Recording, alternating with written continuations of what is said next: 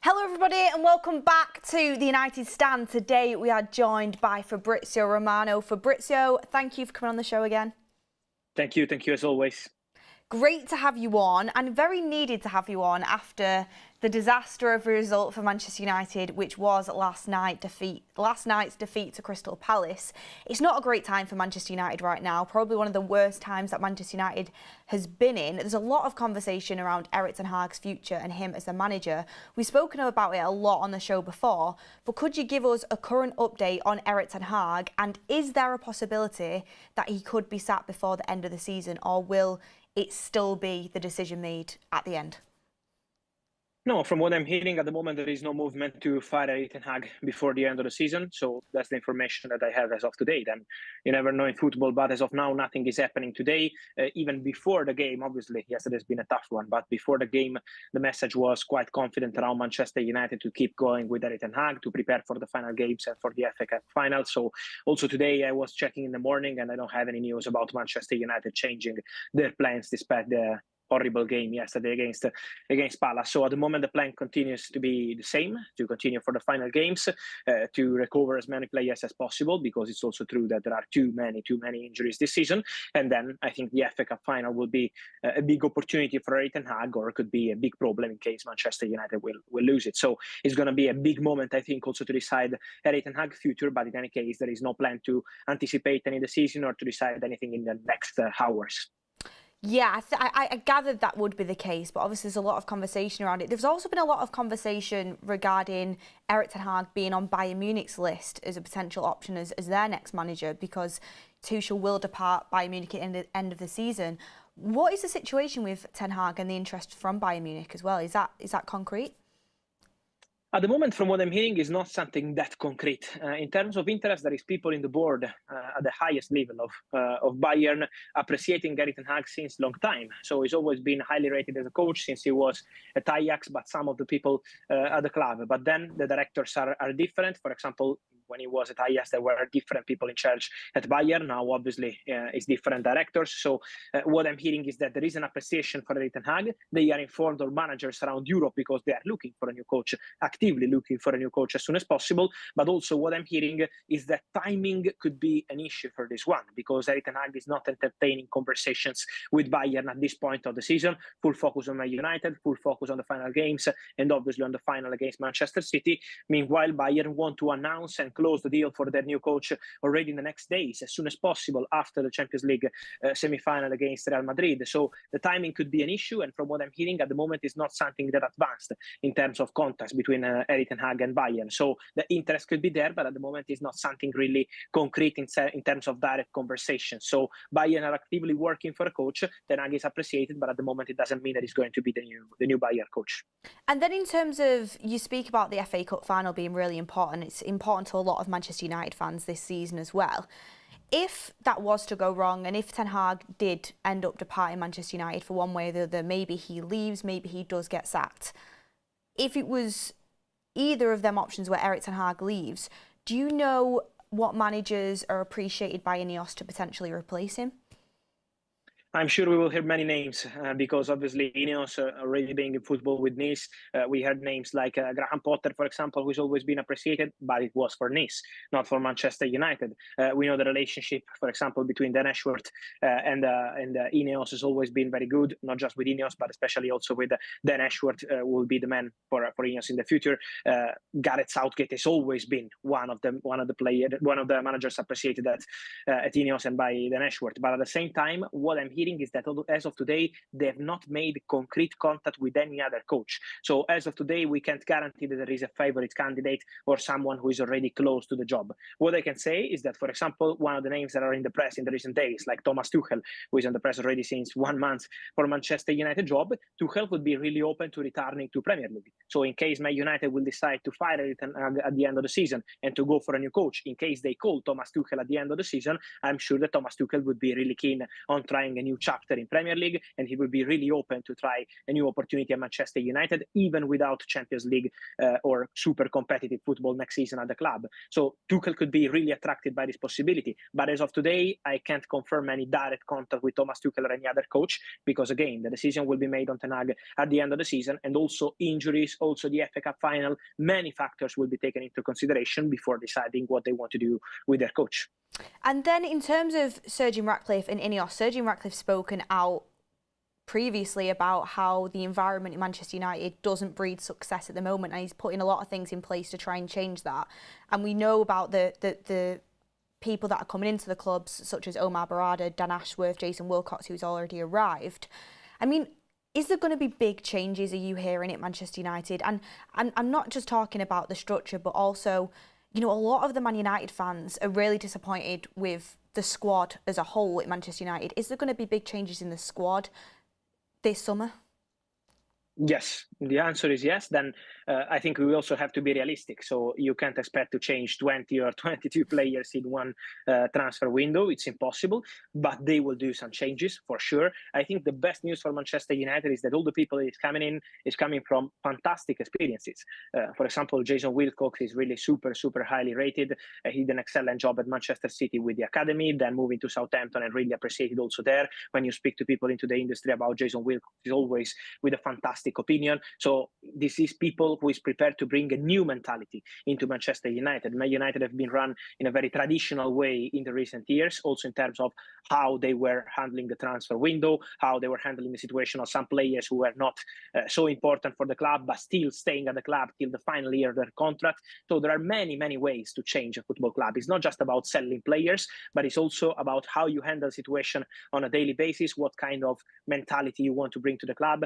Jason Wilcox is going to do that because he's excellent at that, and I'm sure he's going to bring a big revolution together with Omar Berrada, who's obviously did a fantastic job at Manchester City as a CEO, has the experience to win trophies, but also how to handle big people at the club and big stars at the club. So I'm sure also Dan Ashworth, as soon as he arrives, let's see the timing on this one with Man United and Newcastle still discussing about compensation, but Dan Ashworth obviously has a lot of experience and can bring new players at the club for the long term. So I think it's going to be completely different. Long term is going to be the key word, not just reacting on the market, not just spending entire transfer windows waiting for players to move.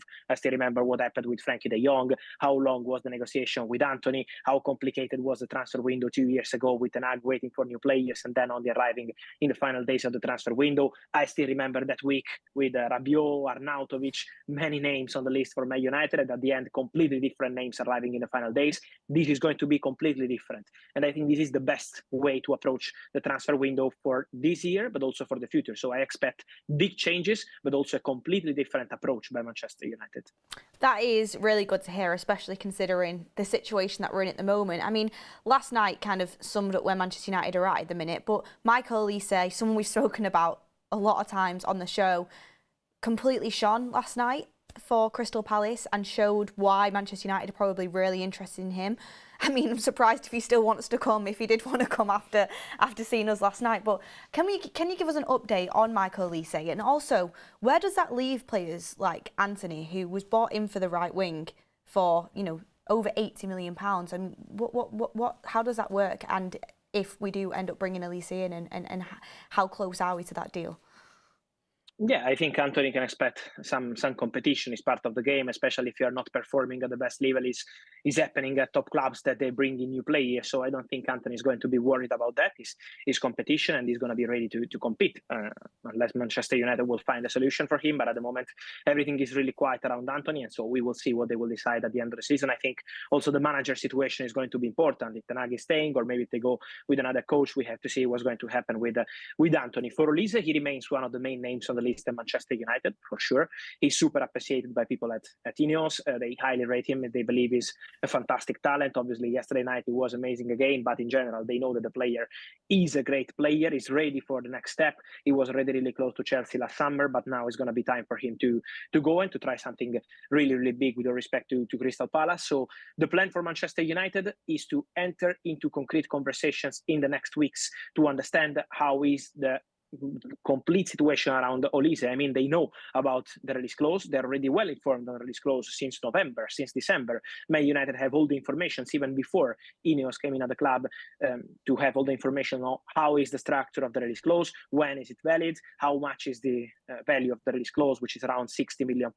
So Man United are well informed on the release clause stage. Now they have to understand what's going to happen on player side, what he wants to do, how much is going to be, for example, the salary, the commission, and all the stuff to present their project. But to present your project, you need to know who is your manager, what kind of idea does he have. So this is why you have to wait a little bit more to understand what's going to happen. But Man United will be there in the race for Olise, and they expect also other clubs, because Newcastle, Arsenal, and many others are also appreciating the player. Let's see how aggressive they will be, but for sure Man United will be in the race. Do you think once the manager situation is clarified, that'll be one that could accelerate quite quickly at the start of the window? Yeah, this is what they will try to do, for sure. Then we have to see who's going to be the manager, because in case they decide to fire Ten Hag and go for another coach, he can decide maybe against Olise and going for another player. So we don't know. At the moment, it's really not clear yet, and this is why Man United are not in advanced conversations for Olise. But in terms of scouting, in terms of people already at the club, and also directors, of course, is one of the names that they have on their list, and is one of the names they want to follow in the summer transfer window. So I think the manager situation will help to accelerate these top targets as soon as possible. And then in terms of another position that we are definitely looking at is a striker. We spoke about that on the show numerous times. I know it's been quite unclear what direction Man United will go down, and you spoke about a lot of it resting on how Højlund performs until the end of the season. Obviously, he's not getting much service right now, and his goals have dried up a lot, whether that's his fault, the team's fault. It's, you could talk about the performance, but do you think Manchester United are going to go down the route of an experienced striker to bring in now to compete with Højlund next season? I think it's a concrete possibility. As I always told you, they're still discussing internally about what kind of striker they want to bring in, if experienced or maybe a young striker. It's still well discussed internally, and also on this one, I think the manager, especially on this one, on the striker, how they want to handle the situation of Erasmus Højlund, all this kind of stuff is going to be really important to decide with the manager, Ten Hag or any other one. So they have to discuss with the coach what they want to do with the striker position, but for sure they will bring in a striker, and they are considering different options. Young players, for example, Šeško is a player who is appreciated by Chelsea, Man United, Arsenal, many clubs around Europe, and he's one of the players that they know very well, but also experienced strikers like Tony could be available on the market. And for Man United, also that kind of solution could be possible in the summer transfer window. So it also depends on the budget. It depends on how much they will have in terms of budget to invest on single positions, including the striker. We know how important will be outgoings for Manchester United, also for financial fair play, not to spend crazy money, but to make some profit with some of the players they will sell in the summer transfer window. So there are still so many factors to understand before saying, okay, this is the budget they will put on the striker and this is the player they want to sign. But at the same time, I'm sure the Man United are already discussing some options internally. Perfect, thank you for that. Someone who got criticised a lot last night and across the season really has been Casemiro, and a lot of people is saying that he could depart Manchester United in the summer, and that would leave the door open to bring another midfielder in for Manchester United. A lot of people saying that Eriksen might move on as well. I mean, is it looking more and more likely now that them two players will move on and Manchester United will enter the midfielder market? Yeah, I think it's really concrete scenario, really concrete possibility, because at the end of the day, for Casemiro, there is interest from Saudi already since October, November. Then in the January transfer window, they never presented an official proposal. So it was interest, but in general, the Saudi market in January was really quiet.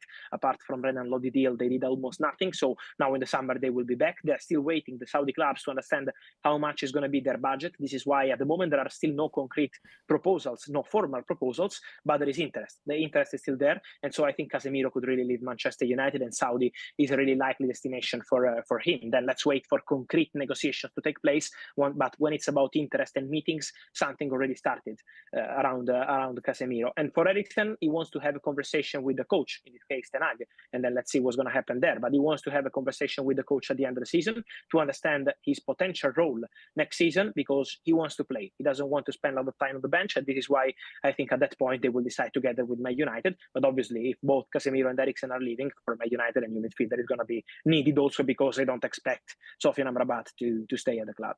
In terms of new midfielders, this is one that I was just kind of looking at the other day.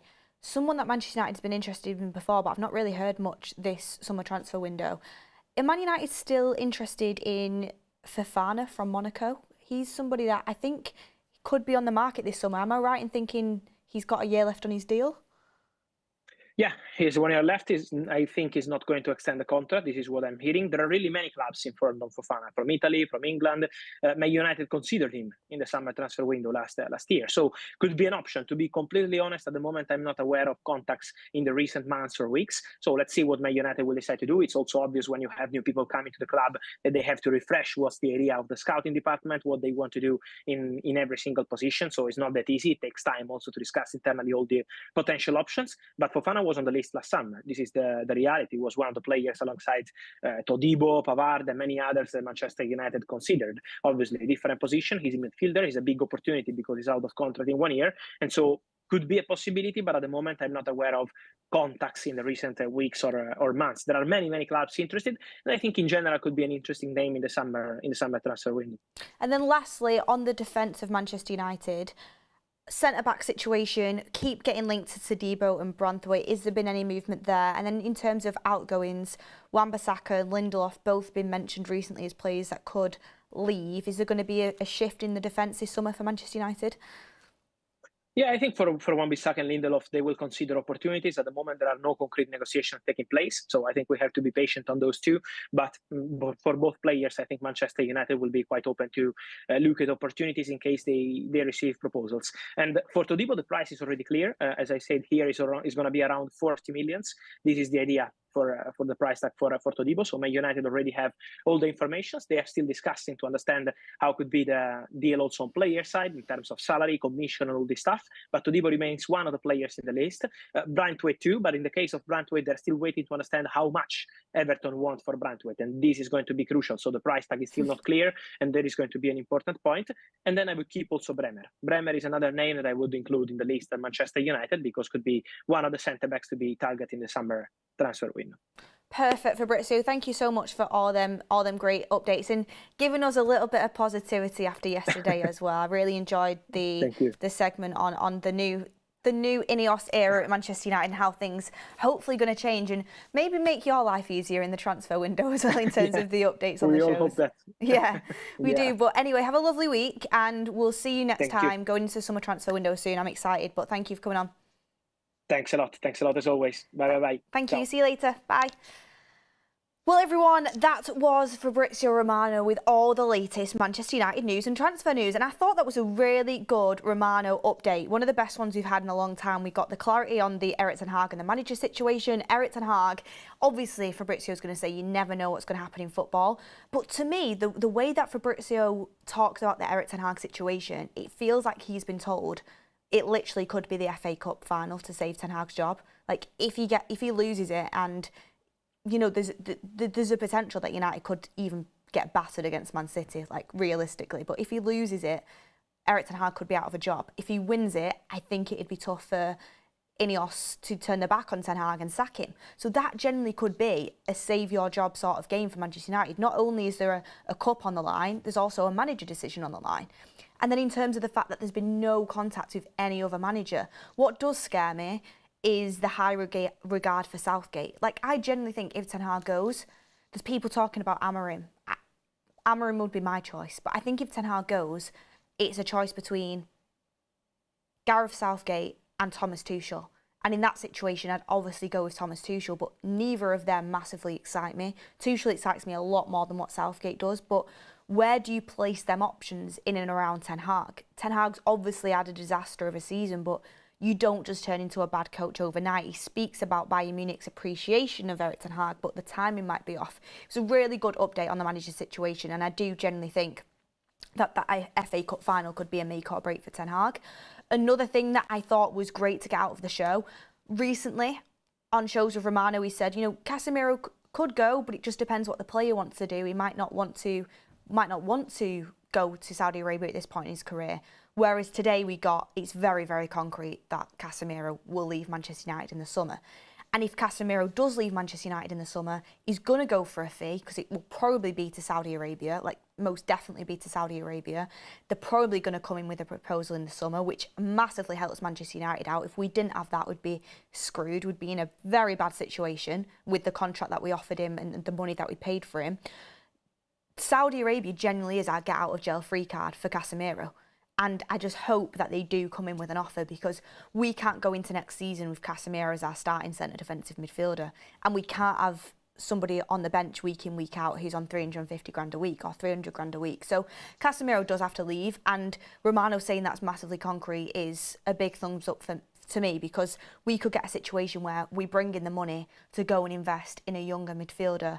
And I wanted to bring up Youssef Fofana, because he's someone that I know we watched last year that would be available, I think, for around 25 to 30 million this summer. Someone to definitely watch. João Gomez is another one to watch at Wolves. Will be interesting, because we've not really heard anything concrete regarding the midfielders at the moment. And what I really liked is with Fabrizio, the way he spoke about the change at INEOS. He has massive connections, Fabrizio, across the footballing world, and he's saying he expects the transfer window starting from this summer, even though, you know, we're not going to have everyone in place right when the transfer window starts. We're going to have Jason Wilcox in place, and you heard Fabrizio Romano's praise for Jason Wilcox and how good he thinks he'll be. He's obviously hearing good things about him. Right from the get-go, we're going to be more proactive. We're going to try and get things done earlier, and if something isn't moving for us, we're going to move on to the next target that we've got. We're going to be a lot more succinct. We're going to be a lot more cohesive. Long gone are the days where we're getting all our signings in the last week of a transfer window. That makes me very happy. And even though we've not got really any concrete names of who we're going to sign, there obviously is names like Todibo, Branthwaite. Interesting that Romano brought up Gleison Bremer again. Don't rule him out. He's someone that Dan Ashworth really does like. And that's what I've heard as well behind the scenes, that Dan Ashworth has monitored Gleison Bremer for a long time.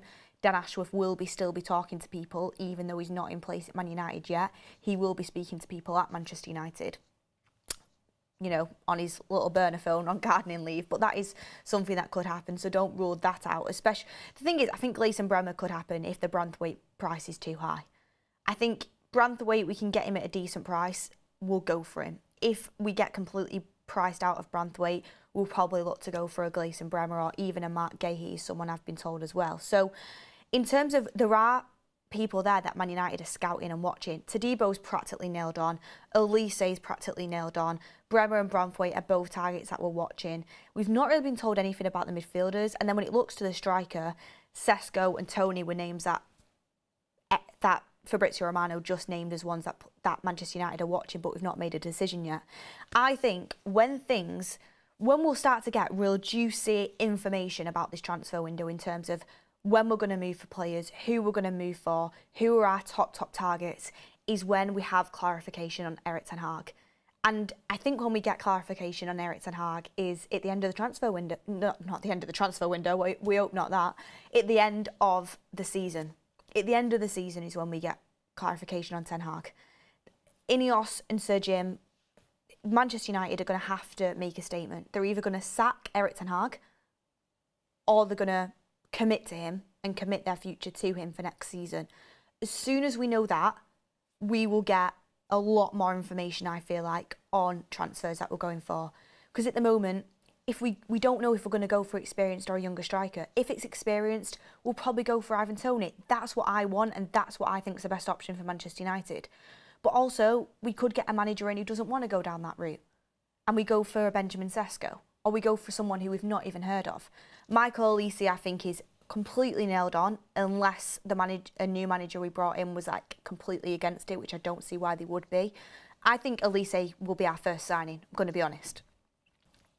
Romano said in the next few weeks we're going to speed up the process of putting a package together for the player. That is someone that Man United wants to go and get, and they're going to want to speed up the process after last night. Because, you know, Olise might be thinking, you know, if Arsenal are interested in me or other teams are interested in me, then Man United might not be the place for me to go for my career. Like, look at what happened to Jadon Sancho. Look at what happened to other players who've brought in. So Olise is someone I think could be our first signing, and I think if we're proactive enough, we will get him, despite the horror show that was last night. So, and he does want to move on, like Romano said. So there's a lot of positives to take out of the show with Fabrizio, and get in the comments what you're thinking about it as well. Got some super chats in. Let's have a look. You've got Korean TG says, Beth, do you expect Rashford to stay? Predictions? Yes, I do expect Rashford to stay, because I don't think any club's coming in for him and offering the package that Manchester United have given him. And I think that INEOS will want to give him one more season, and that's what I've heard as well. And Rashford wants to stay, and he holds all the cards because he's on a big contract. So I do think Rashford will stay. Romano did say that there'll be a clear out though, and there will be players sold. Obviously said, we're not in a situation where we can just get rid of everyone. I said before, for me, anyone but Bruno, Højlund, Garnacho, Manu and Dalot, for me, no one's off the table really. Martinez and Shaw would be in there, but injuries, like, you know, you can't really do anything with players, even if they're good, that are just constantly injured. So that's something that needs to be addressed. Next season, like, if Martinez and Shaw are out again for big parts of the season, that they need to be addressed as well, because they're good players, but it's just injuries are just massively hindering them. And players, no matter how good they are, if they're not available, they're no use to you. So I'm in a situation where I would massively clear out, and I do think Man United want to clear out, but it's how many can you get out the door, and how realistic is it? How many clubs actually want to come and buy these players off us? So I do think there'll be a clear out, but like Mark said, like, I don't think any big names that will shock you will be leaving Manchester United this summer. And I don't necessarily think that's the worst thing in the world. I would be very happy if we just cleared out the majority of players that aren't good enough for this football club. And there's a lot of them there. And a lot of people in the chat will say Rashford's one of them. Yeah, Rashford has really let me down this season. But if he doesn't go and we address the majority of the squad that are just taking up places in the squad and are just never going to be good enough for Manchester United, that's something we can address next season. Not everything's going to be fixed in one transfer window. It's impossible to do. But we need to get the bulk of it done as soon as possible, really. And I do think there'll be outgoings. I think Casemiro will leave. I think Eriksen will leave. I hope Wan-Bissaka and Lindelof do leave, and we invest in them areas, and we use that money to bring in better players that have more of a future at Manchester United and compete for the first team spots. I think we will get another left back in. I think we will get another striker in. Olise, I think we will bring in. Like, at the moment, I think Manchester United's first signing, I think it will be Michael Olise. I think we will get it done. Unless a City or an Arsenal come in for Olise, I think we'll get him. Because, you know, if a City or an Arsenal knock on the door, if you're Olise, you're thinking, I'm going to be more successful at them two clubs. Like, let's be honest. But, you know, if you're Olise at Arsenal, you've got to compete with Saka, which is way harder than competing with Anthony. Let's be honest. At Manchester City, you're constantly getting rotated, and there's much better players for you to compete with. So, game time wise, you know, Olise, looking at Manchester United, you're going to get game time at the moment when your competition's Anthony, who's not performing, and you're going to get probably a nice package as well. It's just, we're not in Europe. We're probably not going to be in Europe, and it is a graveyard for careers. So that's something he'll have to weigh up. But I do think Olise will be our first signing. I think we'll sign Todibo, and then I do think we'll sign another centre back. I hope we do, and I think it will be Branthwaite if we can get some sort of swap deal in there and we can get the price right on it.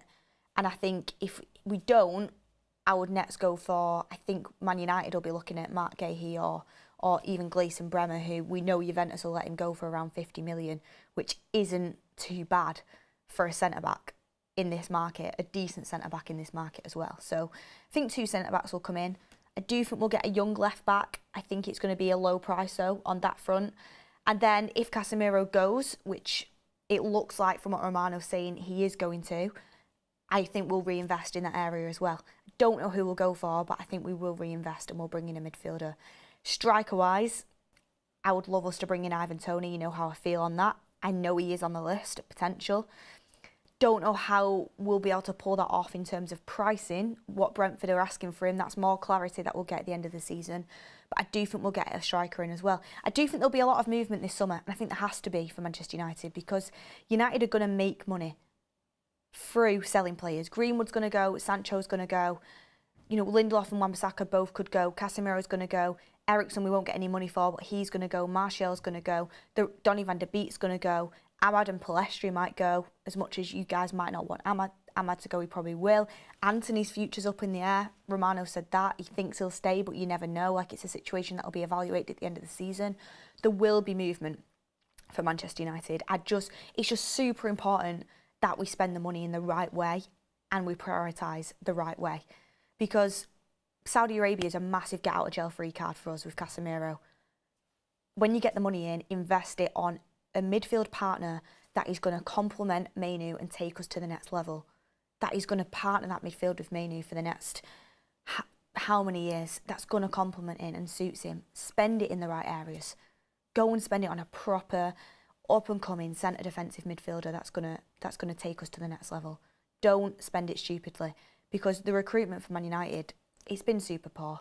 I heard Matt speaking this morning on the show about, he was making a few excuses for Ten Hag signings. For me, I'm saying I think Ten Hag should be given opportunity. I keep going back and forth on it, but there's no excuses for the signings. They've been really, really poor. So we need to spend the money wisely and correctly, and that's the most important thing. But I do think it's going to be an exciting summer for Manchester United. And I think after the FA Cup, literally as soon as the FA Cup's done, we're going to get so much more clarity on, are we going to go for an experienced striker in Ivan Toney, or are we going to go for a younger striker? What midfielders are we looking at to replace Casemiro? I think we'll get a lot more clarity. What left back is going to come in? I think we'll get a lot more clarity, because we'll get clarity on the manager situation, and that's something that's at the forefront of INEOS's minds right now, and it's a big decider in how we're going to go about the transfer window, because even though Jason Wilcox is going to lead it, Dan Ashworth, we don't know when he's going to be in there yet, but he's obviously going to contribute. Omar Barada's going to contribute. The manager does need a say, and we need to all be pulling in the same direction. INEOS at this moment in time, I don't think they know if Ten Hag's going to get sacked or not. We've not made concrete discussions with any other managers, and I think the FA Cup is a huge, huge decider, like Romano said. INEOS probably don't want to sack Ten Hag because they don't want to spend the money on sacking Ten Hag, but if they have to, they will do it.